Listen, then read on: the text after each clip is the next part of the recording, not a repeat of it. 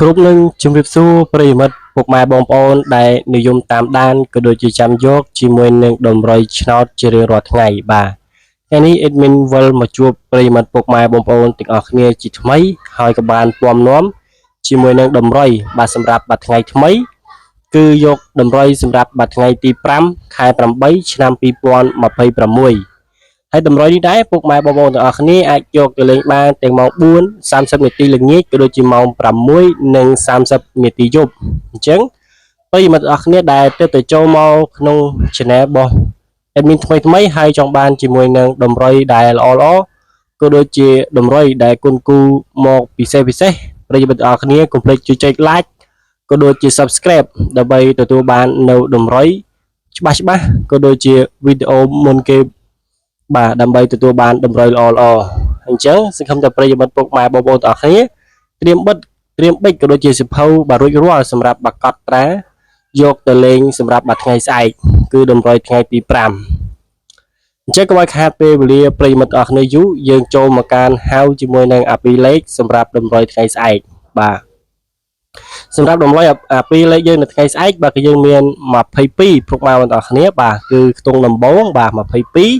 ហើយនឹងខ្ទង់ទី2គឺមានបា61បាទហើយសម្រាប់បាខ្ទង់ទី3បាទគឺយើងមានបា73អញ្ចឹងអេមីនសុំហាមសាទៀតបាទសម្រាប់2លេខបាទខ្ទង់ទី1គឺយើងមាន22ខ្ទង់ទី2យើងមាន61និងខ្ទង់ទី3យើងមាន73អញ្ចឹងសង្ឃឹមតែប្រិយមិត្តពុកម៉ែបងប្អូនទាំងអស់គ្នាបាទតាមតាន់ហើយឥឡូវយើងមកមើលជាមួយនឹងសម្រាប់អា3លេខយើងវិញអា3លេខយើងនៅថ្ងៃស្អែកបាទគឺយើងមាន987បាទ987ហើយនឹងខ្ទង់ទី2បាទគឺយើងមាន291បាទ291ហើយសម្រាប់ខ្ទង់ទី3បាទគឺយើងមាន992បាទ992ហើយអញ្ចឹងអេដមីនសូមហៅភាសាទៀតសម្រាប់អា3លេខបាទយើងមាន987និង291និងមាន692បាទអញ្ចឹងយើងមើលជាមួយនឹងលេខអូសខ្ទង់វិញលេខអូសខ្ទង់យើងនៅថ្ងៃស្អែកបាទគឺយើងមានអូសខ្ទង់10ហើយនឹងខ្ទង់9បាទសម្រាប់លេខអូសខ្ទង់បាទយើងមានអូសខ្ទង់10ហើយនឹងខ្ទង់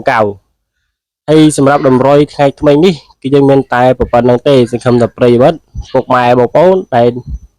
តាមដានជាមួយនឹងតម្រុយហើយពុកម៉ែបងប្អូនគ្នាពេញចិត្តហើយតម្រុយនេះបងប្អូនអាចយកទៅលេងទាំងម៉ោង4:30នាទីល្ងាចក៏បានម៉ោង6:30នាទីយប់ក៏បានហើយបងប្អូនដែលគាត់ចូលបានលេខធំឬក៏លេខតូចឬក៏លេខអូអីបងប្អូនទាំងអស់គ្នាអាច comment ប្រាប់ admin វិញផងបាទដើម្បីឲ្យ admin មានទឹកចិត្តក៏ដូចជាបាទគុណគូយកតម្រុយល្អមកចែកជូនដល់ប្រិយមិត្តពុកម៉ែបងប្អូនទាំងអស់គ្នាជារៀងរាល់ថ្ងៃទៀតបាទអញ្ចឹងសម្រាប់តម្រុយថ្ងៃថ្មីនេះដែរគឺយើងមានតែប៉ុណ្្នឹងទេហើយក៏សូមអរគុណនិងសូមគោរពលាពុកម៉ែបងប្អូនទាំងអស់គ្នាត្រឹមប៉ុណ្្នឹង